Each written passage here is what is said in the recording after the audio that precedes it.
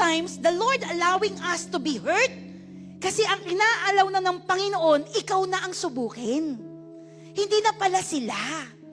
Kaya nga mga magulang at mga kapatid, pag may mga twist at turning points sa buhay natin na minsan it's so hard to accept, no? Ang lagi nating dadlagay sa isip natin, Lord, what is your plan? What is your next plan?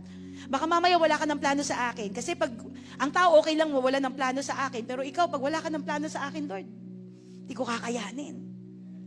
Hindi ko kakayanin. Hindi tayo mapapagod magmahal sapagkat ang Panginoong Hesus di napagod magmahal.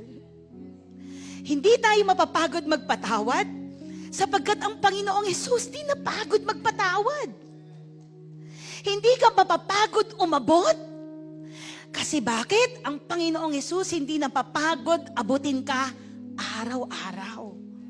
Mga magulang at mga kapatid, huwag nating hayaan na tayo bilang mga mananampalataya, tinawag ng Panginoon na disciple, ay hindi namumuhay sa pagiging disciple ng Panginoon.